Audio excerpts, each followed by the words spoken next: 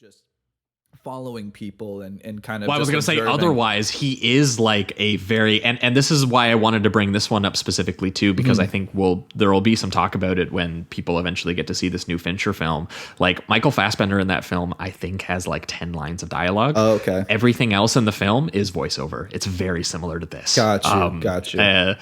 So, and it is a lot of him like convincing himself and repeating his own mantra to himself. And Yes. like, so that's so something there's, I wanted to bring up just real briefly. There's like, cause this is the second time I watched this, and it's interesting. There's two lines here that popped out at me. The first one when I watched it was like, and it's at the end, but we'll get to the details. You're all alone now, all alone. The scream is dead. There's no pain. You're home again, back in the cold black silence. So like you're home again.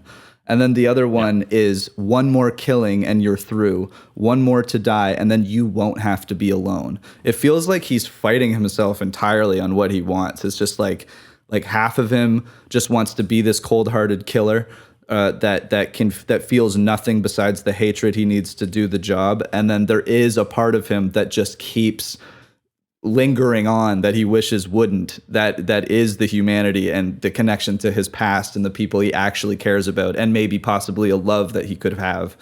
So I like that in those voiceovers, he's directly contradicting himself throughout the movie. I think there's other examples too, but those just seemed like two very opposite things. So I use those. But oh yeah, no, for sure. There's definitely part of him that is like admitting on one level, like this is a noir procedural, and it's pretty, gritty and kind of grimy in that way. Like this is like, it's not like if this didn't have the narration and it just was him walking around and doing the things that he's doing, like he's not having a good time. It almost feels like Elephant or something.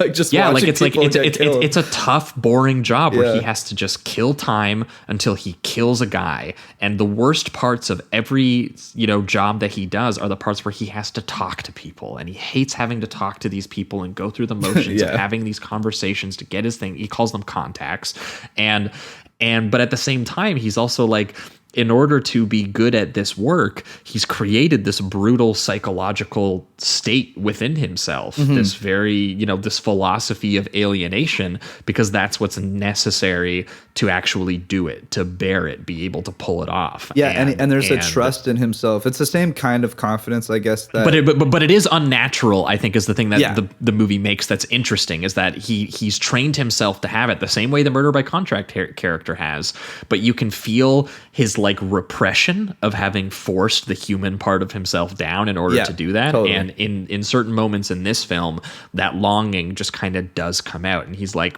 is there something that would be like less ugly than this specific world that I've lived in, even though he kind of does claim that he's kind of felt this way since birth, as you were just pointing out the stuff with the train when he comes through it, and he's just like, baby boy Frankie Bono, he came out of his mother screaming, and he's learned to hold that back and let out his hate and anger in other ways, which is like, obviously, it's a very sort of evocative. I actually think that the narration writing it's very pulpy. Yes. I love it, though. But it's very good. I do find it. I'm going to steal like half of it for lyrics.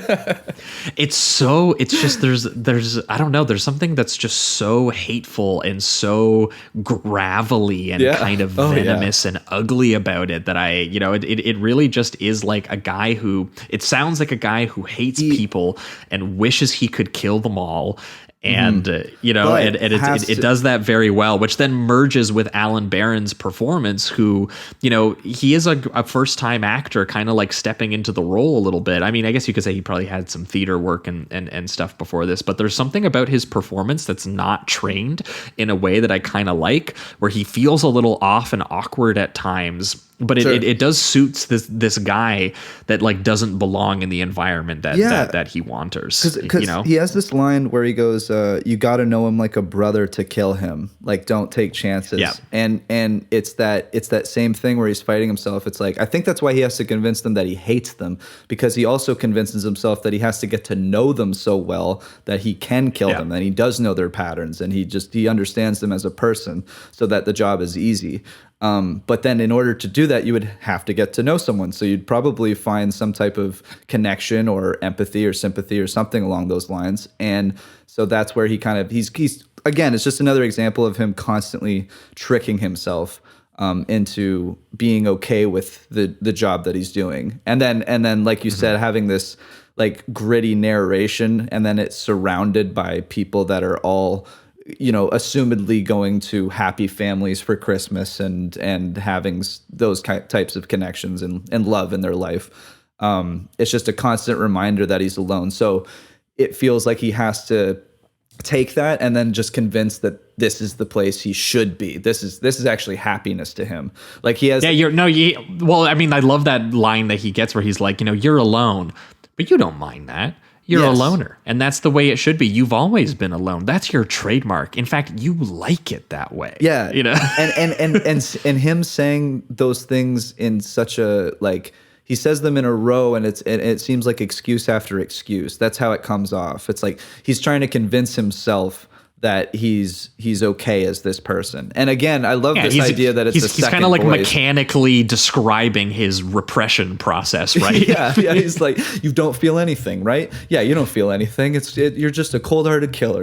I promise. That's who you are. Like it doesn't have the same. Look at all these suckers around us. They don't know that when the Better Business Bureau rings the Christmas bell, that the real business is murder. And and there are businessmen who make it their exclusive line this time of year, and it's just like that stuff is so great, and it really does pepper